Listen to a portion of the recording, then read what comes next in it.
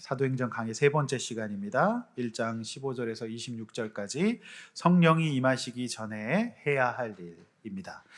성령이 임하기 전에 무슨 준비를 해야 되는지, 성령이 아무에게나 임하지 않습니다. 성령이 임하려면 개인이나 가정이나 또 교회에게 다 준비해야 될 일이 있습니다. 또 성령이 임하는 곳에 특징이 있습니다. 오늘 본문을 통해서 어떤 개인에게, 또 어떤 교회에게, 어떤 가정에게 성령이 임하는지 오늘 이 본문을 통하여서 함께 살펴보려고 합니다.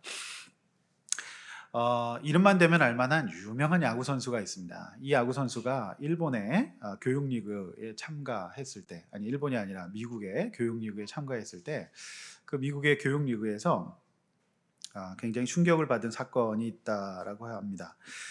야구 좀 한다는 선수들의 플레이도 인상적이었지만은 잘하는 선수들의 플레이도 굉장히 인상적이었지만 못하는 선수들의 플레이를 통해서 배운 게 많다고 합니다. 미국 야구는 우리나라보다 이제 100년이 앞서거든요. 그리고 일본 야구는 우리보다 한 50년이 앞섭니다. 그래서 그냥 태생적으로 너무너무 잘합니다.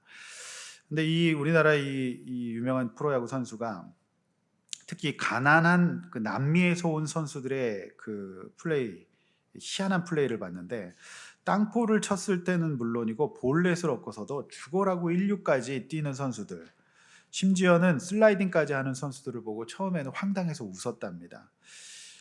왜 그런지 몰랐는데 이제 알아보니까 그만큼 그 남미에서 온 선수들은 그만큼 이제 절박한 처지에 있었다고 해요. 미국에는 워낙 야구 선수 자원이 많고 꿈을 안고 찾아온 남미 선수들이 이제 넘쳐나는 터라 교육리그에서는 매일 해고자 명단이 넘쳐난다고 합니다.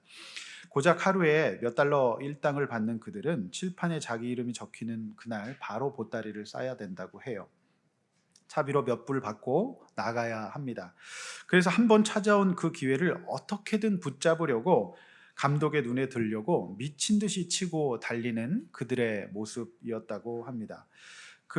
이 우리나라 이 선수는 그 교육리그에서 가련한 그들의 모습을 보면서 한국에서 너무나도 일상이 돼버린 타석, 그 경기의 소중함을 다시 깨닫게 되었다고 해요. 그 후 가끔 게을러지고 싶을 때면 그 남미 선수들의 슬라이딩을 떠올린다고 합니다. 그래서 야구의 이 백미는 홈런, 통쾌한 삼진, 이 짜릿한 대역전극이 아니라 이 데스타가 고백하는 야구의 진수는 1루까지 매번 성실하게 전력 질주하는 것이다. 이렇게 말했습니다. 그래서 그는 후배들에게 나는 그저 야구를 하는 동안에 1루까지 매번 열심히 뛰는 선수로 기억되고 싶다. 그렇게 이야기하고 실제로 그는 1루까지 매번 열심히 뛰었다고 합니다. 한 번은 어찌나 열심히 1루까지 열심히 뛰다가 보니까 이 포수가 놀라가지고 1루에 송구 실책을 한 적도 있다고 합니다. 그래서 이 선수가 이제 2001년에 이제 삼성에서 그를 이제 데리고 올 때 구단 내부에서 반대하는 것을 이제 김웅용 감독이 이렇게 설득했다고 해요. 우리나라에서 그 선수만큼 1루까지 열심히 뛰는 선수가 어디 있냐? 그래서 데리고 와야 된다. 이렇게 얘기했다고 합니다. 이 선수의 이름이 뭘까요? 궁금하시죠? 이 선수 이미지가 요즘 살짝 안 좋아져 갖고 이야기하기 좀 그런데 양준혁 선수라고 해요. 그래서 이제 1루까지 이렇게 열심히 양준혁 선수가 뛰었다고 합니다. 그러니까 양준혁 선수가 이렇게 선수 시절에 각광받을 수 있었던 것은 뭔가 준비했던, 그러니까 그 교육리그에서 그 남미 선수들을 보면서 그렇게 열심히 했던 그 시절이 있었기 때문이 아닌가 싶습니다. 오늘 초대교회가 성령을 받죠. 이제 다음 주 본문에 오순절 성령 강림 사건이 임합니다. 성령이 임하는 데 있어서는 분명 무언가 준비를 했었을 겁니다. 오늘 본문에는 성령 강림이 임할 수밖에 없었던 특징들이 보여지고 있습니다. 성령이 임하기 전에 무엇을 해야 될까요? 여러분 개인과 여러분 가정과 또한 우리 교회는 성령이 임하려면 무엇을 해야 될까요? 오늘 본문에 나타나는 성령이 임하시기 전에 해야 될 일을 오늘 우리가 살펴보기를 원합니다. 먼저 첫 번째로 성령이 임하기 전에 준비해야 될 것은 첫 번째는 모여야 합니다. 15절 말씀입니다. 우리 함께 읽어보겠습니다. 시작. 그때 베드로가 그 형제들 가운데 일어서서 이르되 네, 약 120명이나 되더라라고 누가는 기록하고 있죠. 자, 뉘앙스로 봤을 때 이 많다는 것으로 느껴지죠. 많이 모였다는 것으로 120명이나 되더라 이렇게 기록하고 있습니다. 자, 이 학자들은 어떻게 해서 이 숫자가 구성되었느냐를 놓고 일단 제자 11명이죠. 유다를 뺀 11명. 그리고 이제 나머지 무명의 제자들 70여 명. 그러면 이제 80명 되지 않습니까? 나머지는 이제 여인들과 예수님의 가족들 3, 40명. 그렇게 해서 이제 120명의 구성원이 됩니다. 이제 마가의 다락방으로 알려진 이곳 다락방은 아마도 기도와 사람들의 체온으로 후끈 달아올랐을 것입니다. 그리고 부활과 승천을 보았고 예수님의 약속을 믿고 이곳 다락방으로 모인 자들이었습니다. 물론 이들이 이렇게 모일 수 있었던 것은 예수님의 특별한 계시와 은혜 덕분이었죠. 예수님이 보여주신 기적과 은혜가 아니었다면 이들이 이렇게 모일 수가 없었겠죠. 예루살렘은 떠나지 말고 약속하신 것을 기다리라는 그 말씀이 있었기에 그들은 모여서 기도할 수 있었습니다. 제가 이제 운동했을 때, 야구 선수 했을 때 100넘버가 12번이었습니다. 제가 이제 그 당시 12번이 이렇게 좋은 숫자인지 몰랐습니다. 정말 12번이 좋은 숫자입니다. 구원의 역사에 있어서 성경에서 12번은 언제나 중요한 숫자였어요. 이스라엘의 12지파였죠. 12지파입니다. 그 다음에 제자도 몇 명이죠? 12명. 그리고 오병이어의 역사 후에 남은 것도 몇 바구니죠? 12광주리. 그 외에 예수님께서 12살 된 소년에게 기적을 일으키시죠. 그리고 몇 해 혈류증 앓은 여인에게 기적을 일으키시죠. 12해. 그리고 회당장 야이로의 몇 살 된 딸에게 기적을 일으키십니까? 12살.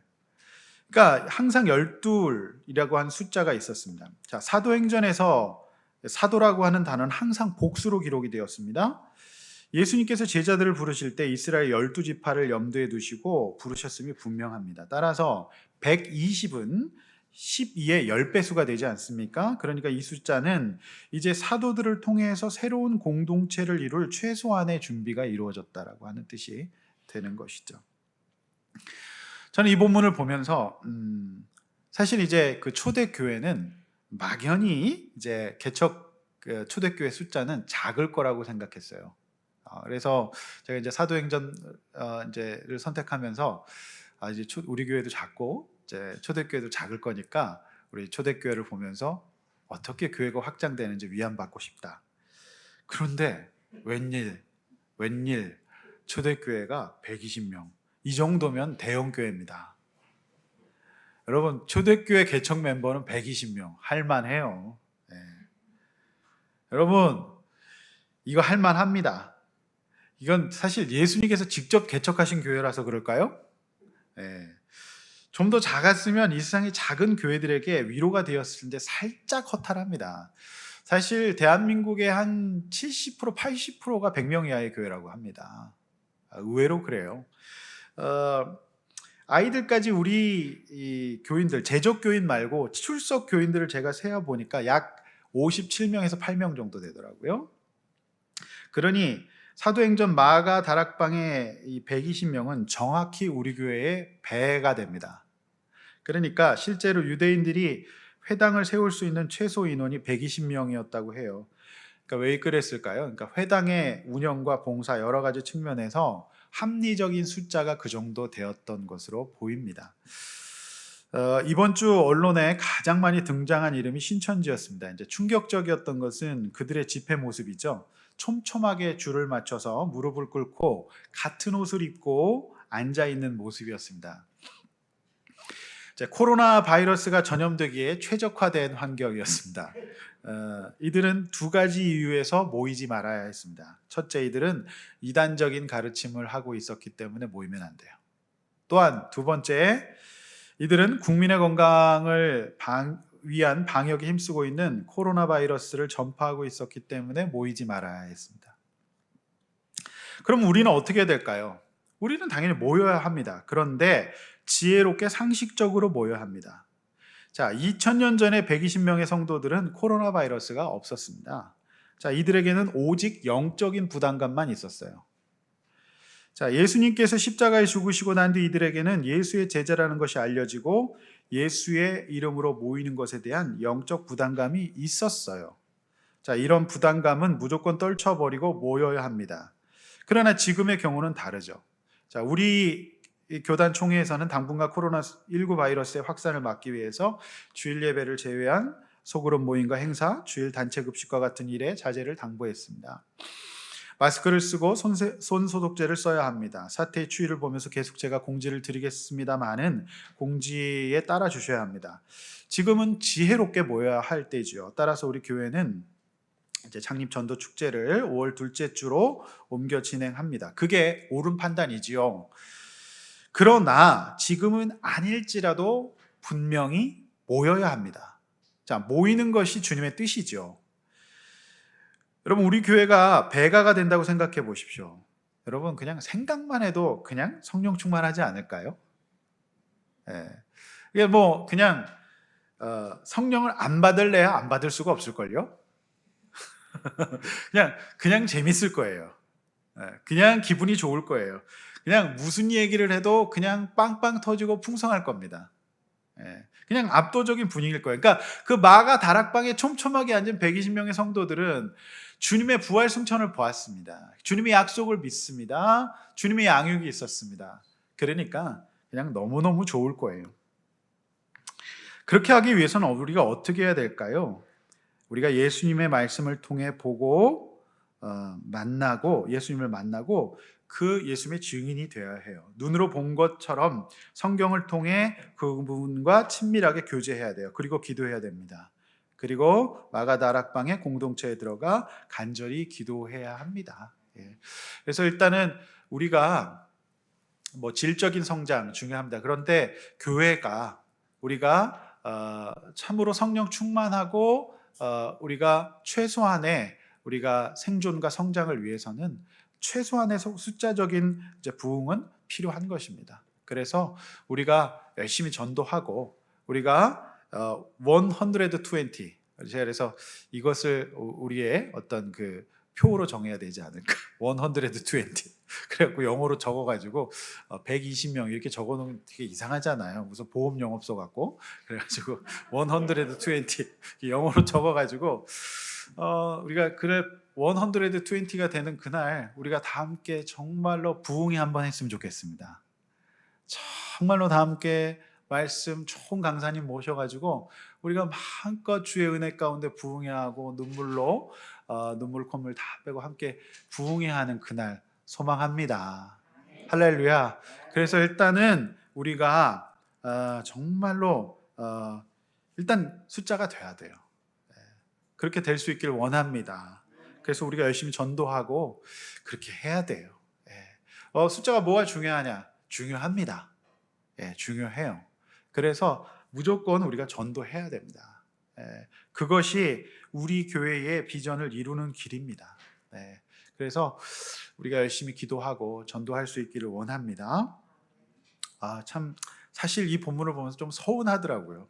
초대교회가 좀 더 작았으면 좋았을 텐데. 이 120명이나 되더라고요. 이 정도 개척이면 할만하죠. 무슨 얘기를 해도 너무너무 좋았겠네요. 제가 보니까. 그래서 모여야 됩니다. 그러니까 지금은 지혜롭게 모일 때입니다. 지혜롭게 모여야 됩니다. 사실 지금 참 나라가 위기죠. 지금 많은 교회들이 뭐 인터넷으로 예배를 사실 신학적으로 문제가 있긴 한데 지금 절대적인 위기이기 때문에 그렇거든요. 지금 대구 지역의 교회들은 지금 교회가 사실 거의 폐쇄 교회들이 많아요. 그리고 저 학교 빌려서 예배 드리는 교회들은 거의 폐쇄고요. 왜냐면은 확진자가 한 명만 나와도 학교가 전체를 다 폐쇄해야 되기 때문에 학교는 거의 다 지금 폐쇄입니다.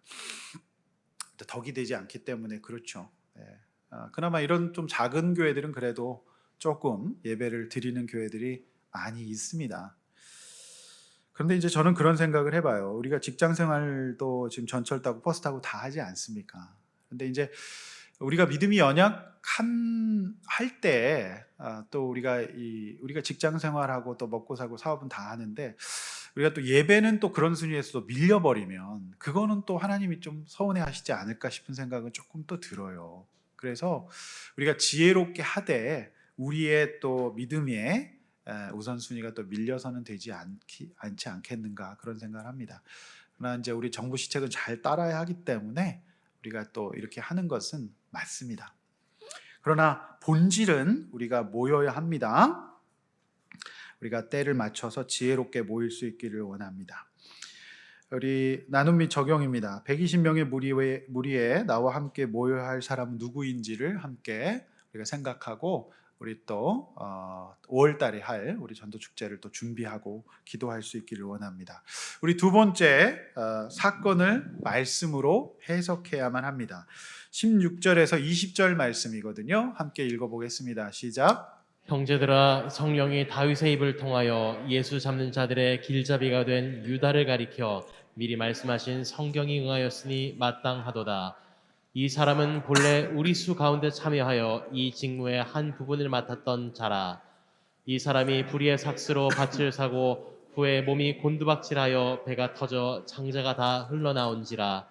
이 일이 예루살렘에 사는 모든 사람에게 알려져 그들의 말로는 그 밭을 아겔다마라 하니 이는 피밭이라는 뜻이라.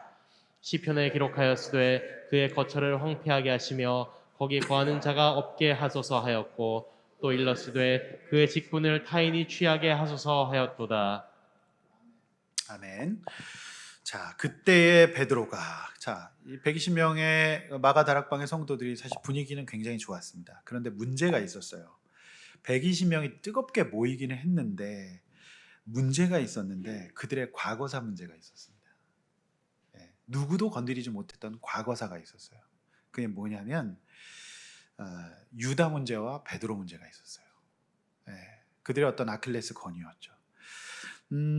무엇보다도 이 수제자였던 베드로의 과거사 문제. 베드로가 예수님을 부인하고 도망한 전력이 있었죠. 공개적으로 세 번이나 부인한 이제 대표적인 이제 배반자 아닙니까?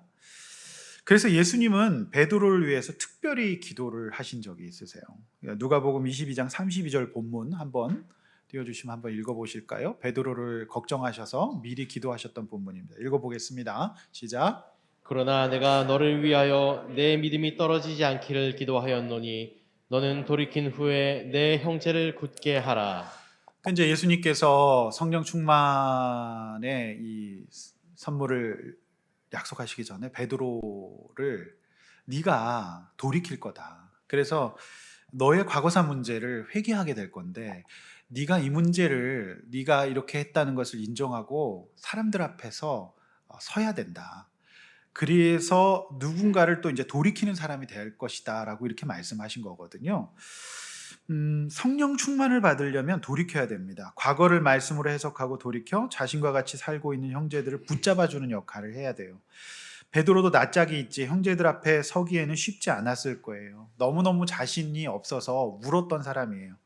양심이 찔리고 다시는 제자라고 할 용기도 없었습니다. 그러나 부활하신 예수님의 1년의 양육 과정을 통해서 자신 안에 있던 의의와 교만과 말씀보다 앞서갔던 성품을 고쳐냈어요. 물론 성경에 보면 그 이후에도 그런 그의 성품이 전혀 안 나오는 것은 아니지만 성령께서 그의 성품을 제어하시는 것을 볼 수 있어요. 이후에 베드로 전후서를 보면 그래도 그가 그의 의의가 많이 사라지고 사랑이 많이 나오는 것을 봅니다. 따라서 예수 믿는 하나님의 사람은 늘 돌이켜야 됩니다. 자신을 말씀에 비추어서 돌이켜보는 일을 해야 됩니다. 그래야 성령이 임해요. 우리 안에 계속 의의가 나오고 성품이 나오는데요, 자신의 이 성품과 의의를 말씀으로 계속 돌이켜야 이제 성령의 충만함을 입을 수가 있는 거죠. 또 한 가지 이제 그 유다 문제였습니다. 유다 문제. 이 공동체 아픔이자 슬픔이었어요. 예수님의 제자였던 유다가 예수님을 배반하고 예수님을 팔아넘기고 스스로 목숨을 끊은 사건이었죠. 이 사건을 해석하지 않고서는 공동체가 더 이상 한 걸음 앞으로 나갈 수 없었습니다. 누가 이 사건을 다룰 수 있겠습니까? 사실 이 사건을 다룰 수 있었던 적임자는 유다의 버금가는 실수를 했던 베드로밖에 없었어요. 실수했던 그였기에 실수했던 유다를 더 이해할 수 있었는지도 몰랐습니다. 자, 베드로는 시편 69편 25절과 109편 8편을 인용해서 이 유다의 사건을 해석하려고 시도하고 있습니다. 자, 본문을 한번 또 읽어보도록 하겠습니다. 읽어봅니다. 시작. 그들의 거처가 황폐하게 하시며 그들의 장막에 사는 자가 없게 하소서. 그의 연수를 짧게 하시며 그의 직분을 타인이 빼앗게 하시며. 유다 사건이 있고 난 뒤 이 제자 공동체와 이 이스라엘 백성 이 전체 이 120명의 사람들은 전형적인 이제 감정 반응을 보여요. 어떤 거죠? 이제 당했다 또는 이제 속았다, 분하다. 하나님이 예수님이 또 당하셨다, 실수하셨다, 뭐 이런 감정들. 그다음 피해 의식 이런 거죠. 제자들이 그러지 않았겠습니까? 근데 이제 이때 베드로가 시편 말씀으로 사건을 해석합니다. 아니다. 이 사건은 예언된 사건이다. 유다는 한 역할이었다. 그리고 모두 다 하나님의 섭리 가운데 있었다. 말씀이 있지 않느냐 이렇게 말씀으로 해석하고 난 뒤에는 이제 어떤 감정이 생길까요? 이제 그럴 수도 있었겠구나. 안 됐다. 불쌍하다. 힘들었겠다. 오해해서 미안하다. 그럴만 했겠구나. 내 입장만 생각했겠구나. 있어야 될 일이겠구나. 이렇게 이제 바뀌게 되는 것이죠. 말씀이 없으면 내 감정에 충실합니다. 그리고 피해의식에 사로잡혀서 분노를 이제 겪게 되지요. 억울합니다. 힘듭니다. 그리고 부끄럽습니다. 18절 19절 말씀 참 참혹한 본문이죠. 여러분, 불의의 삭수로 밭을 사요. 그리고 몸이 곤두박질하여 배가 터져서 창자가 흘러내립니다. 여러분, 참 읽기도 힘든 본문 아닙니까? 그러니까 이제 굉장한 트라우마를 불러일으키는 본문입니다. 여러분, 창자가 흘러나오고 이거 읽기도 힘들잖아요. 근데 이제 이런 게 이제 그 정신적으로도 언어적으로도 이런 경험을 겪을 수 있거든요. 그러니까 내가 직접 물리적으로 이런 걸 당하지 않더라도 어떤 내 자존심이나 내 어떤 내가 이제 말로 이런 것들 당할 수 있거든요. 그런데 2차적으로 더 힘든 건 뭔지 아십니까? 진짜 사람을 못 살게 만드는 게 있어요. 그건 뭐냐면 예루살렘 모든 사람에게 알려지는 거예요. 사실 이게 더 힘들어요. 그러니까 제자 공동체에게 있어서 너희들 공동체는 실패했다. 너희 제자가 예수를 팔아먹고 너희가 결국 너희들의 공동체 예수가 선택한 제자에게서 배반당하고 그가 스스로 목숨을 끊어서 이렇게 이런 험한 꼴을 당하지 않았느냐. 그러니까 이 제자 공동체 자체가 완전히 와해되도록 예루살렘 사람들에게 이게 알려졌다는 거죠. 이게 이제 사람을 못 살게 만드는 겁니다. 여러분 어떠십니까? 여러분이 겪으셨던 또 여러분이 사람에게 알려졌던 피밭은 무엇입니까? 그러니까 이러한 어떤 나에게 있어서 치명적인 사건들이 나의 성령 충만을 방해해요. 입을 다물게 만들고 나를 한 걸음 더 앞으로 나가지 못하도록 만들고 나를 우울하게 만들고 나를 슬프게 만들고 나를 뭐랄까 피해자로 억울한 사람으로 분한 사람 늘 이렇게 만든다는 것입니다. 그래서 그 이름을 아겔다바 피밭으로 만들지 않습니까? 우리 인생에는 늘 이처럼 평생 잊을 수 없는 기억 경험들이 남아 있어요. 2000년 전에 제자 공동체가 이 일을 쉬쉬하고 이야기하지 못하고 다루지 못했을 때 역시 실수했던 베드로가 이제는 이 문제를 말씀으로 다루고 해석했던 것처럼 여러분도 이 문제를 다루고 해석해야만 성령의 충만함을 받을 수가 있습니다. 여러분 앞을 보십시오. 여러분 근데 제가 이렇게 왜 앞을 보라고 하냐면 정말 이 말씀을 들어야 될 분들은 꼭 밑을 보면서 꼭 주무세요. 너무 안타깝습니다. 네, 앞에 보십시오. 여러분, 정말 이 말씀을 들으시면서 여러분의 피밭을 이제 좋은 밭으로 바꾸시길 바랍니다. 아멘. 네, 아멘. 여러분, 수치스럽게 알려진 그 이름은 무엇입니까? 여러분, 그것이 여러분을 우울하게 화나게 만들고 있지 않습니까? 그러나 여러분, 그 문제를 오늘 120명의 성령 공동체 앞에서 함께 나누고 말씀으로 해석해내고 성령의 충만함을 받으시기를 바랍니다. 저는 우리 공동체가 오늘 그런 역할을 하고 있다고 믿습니다. 누구에게도 얘기하지 못했고 누구에게도 나누지 못했던 문제, 지금 진행되고 있는, 알려지고 있는 문제들을 저와 여러분이 함께 이곳에서 나와서 목장에서, 공동체에서 또는 상담 과정에서 그런 것들을 나누고 이제 여러분들이 회복되고 있는 것을 저는 보고 있어서 얼마나 감사한지 몰라요. 할렐루야. 이곳이 바로 120명은 아니지만 57, 8명의 공동체인 줄로 믿습니다. 할렐루야. 120명이면 얼마나 더 좋을까요? 우리 120명 120 120 부흥회 한번 합시다. 할렐루야. 그날이 올 줄로 믿습니다. 아멘. 아멘. 제가 이번 주에 이제 청년들 4명하고 한 명의 우리 이 예배당 이전한 날 우리 등록한 우리 청년과 제가 약속을 했어요.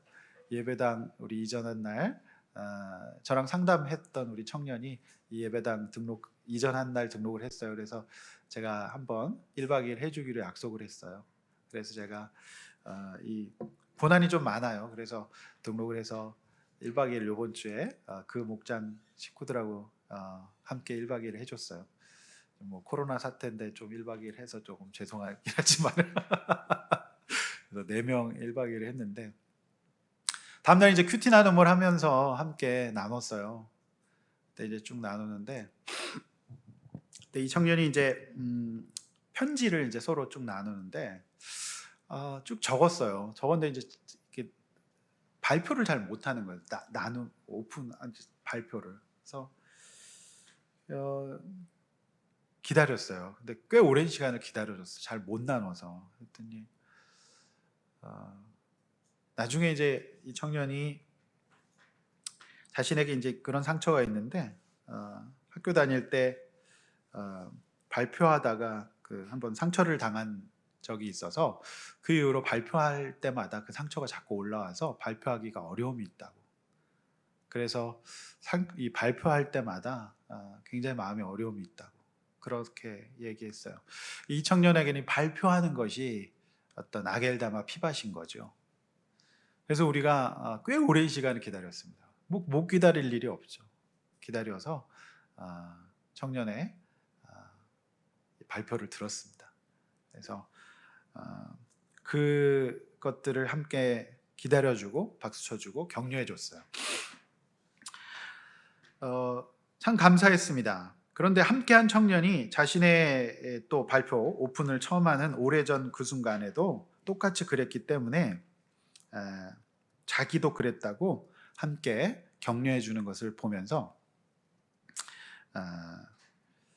후배에게 그렇게 권면해 주는 것을 보면서 저는 이제 그 청년도 굉장히 권능 있는 모습을 보았습니다. 물론 이제 오늘 그 선배는 오늘 또 굉장히 권능을 잃어버린 모습으로 오늘 앉아 있지만 그날만큼은 굉장히 권능이 있었어요.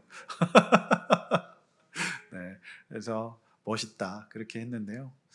제가 하고 싶은 말은 그겁니다. 우리가 다 넘어서지 못하는 한 걸음 우리가 나아가지 못하는 문제들이 다 있지만 우리가 이런 공동체에서 우리의 문제들을 하나씩 넘어서기 시작할 때 우리가 비로소 성령의 충만함으로 한 걸음씩 나가게 된다는 것입니다.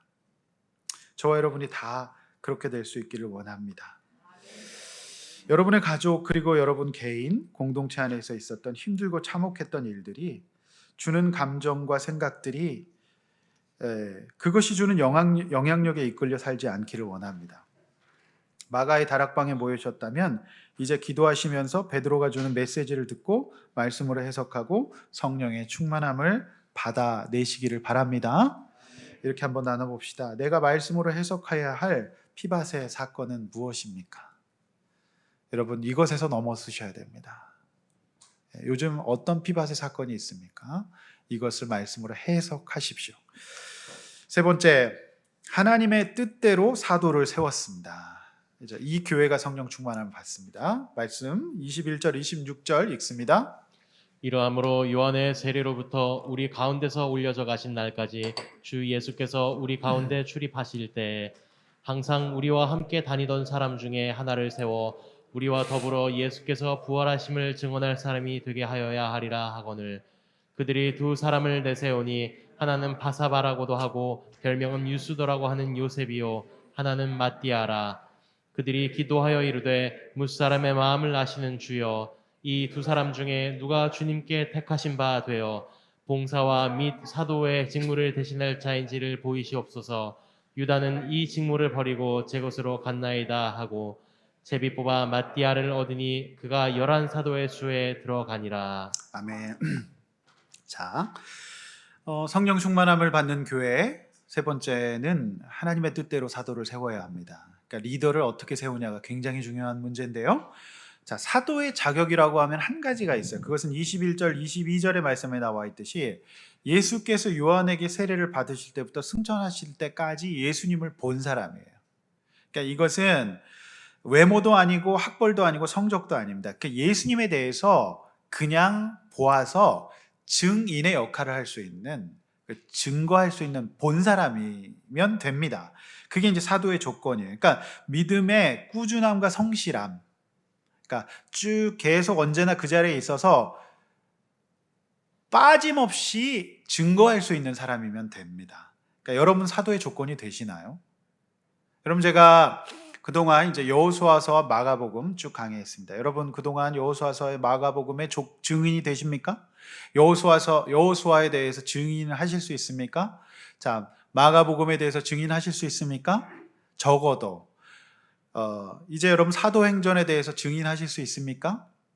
네, 다니다 말다 그렇게 하시면 안 됩니다.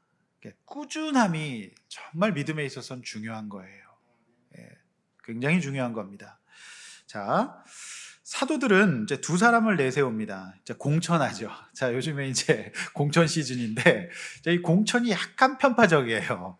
자, 요셉과 matti아를 공천하는데 이제 제자들이 그 11명의 제자들이 두 사람 공천해. 그러니까 70여 명의 그 사람들이 예수님을 항상 쫓았거든요. 근데 그 중에서 예수님이 11명, 12명을 뽑은 거잖아요. 근데 이제 그 70명에서 한 명 유다에 대신할 자리를 공천합니다. 그런데 이 공천에 보면 요셉을 밀고 있는 것을 알 수 있어요. 자, 요셉에 대한 설명을 보면 길고 장황한데 딱 봐도 누구를 밀고 있는지를 알 수 있어요. 자, 보세요. 바사바라고도 하고 별명은 유수도라고도 하는 요셉. 자, 별명을 알 정도로 인지도가 있는 사람이라는 거죠. 그러니까 누구 찍으라는 거죠? 요셉 찍으라는 거죠. 반면 matti아는 어때요? 달랑 matti아라 하나예요. 썰렁하죠. 그러니까 두 후보 중에 요셉을 자세하게 소개하는 것이 요셉이 그만큼 잘 알려진 유력한 사람이라는 것이 이제 본문의 뉘앙스가 아니겠습니까? 자, 그런데 성령 충만함이 임하는 이 공동체의 특징은 너무나도 다행스럽게 이들이 그래서 요셉을 세우지 않습니다. 어떡하죠? 이 문제를 놓고 기도하고 하나님의 뜻에 맡겨요. 이게 이제 되는 교회입니다. 유력하고 알려진 요셉을 세우지 않고 하나님께 이 일을 맡겨요. 자, 그래서 교회가 일꾼을 선택하는 방법이 이래야 돼요. 이래야 성령께서 역사하세요. 자, 보십시오. 이 요셉이 유력하다고 잘 알려져 있다고 이 사람 그냥 뜩 세우면 되겠습니까? 안 되죠. 교회가 일꾼을 세울 때 아니 무슨 헌금을 많이 한다고 사회적 능력이 많다고 사도의 직분을 교회 직분을 줘서야 되겠습니까? 인지도가 높다고 인간관계가 두루 좋다고 사도의 직무를 대신할 수 있습니까? 예수의 증일될 영적 능력이 있는 사람이 하나님의 일꾼이 돼야 되는 것 아니겠습니까? 맞죠? 자, 그래야만 합니다. 그런데 이 교회가 이제 그런 게 많이 무너졌지 않습니까? 사회적 직분이 있다고 막 교회에서 직분 주고 막 그러잖아요. 적어도 우리 교회는 그렇게 하지 않습니다. 그렇게 해서도 안 됩니다. 그러면 성령이 역사할 수가 없어요. 성령이 역사하려면 예수의 증인이 되어야 하기 때문에 그렇습니다. 예수님에 대해서 너무나도 잘 알고 예수님을 사랑하는 사람이 교회의 일꾼이 되어야 하죠. 자, 제자들은 기도를 마치고 주님의 뜻을 분별하는 방법으로 제비를 뽑아요. 이 방식은 유대인들이 대대로 내려오는 구약의 방식이었어요. 각각의 돌에 두 후보자의 이름을 적어서 그릇에 넣은 뒤 흔든 뒤 뽑아서 이름이 적힌 자의 이름을 이제 하나님이 택하신 자로 보았죠. 유대인들은 예수님 당시에도 이 방식을 사용했던 것으로 보이는데요. 그런데 이 본문에서 제비 뽑기를 한 것을 집착하여서 제비 뽑기 칭송론자들이 있어요.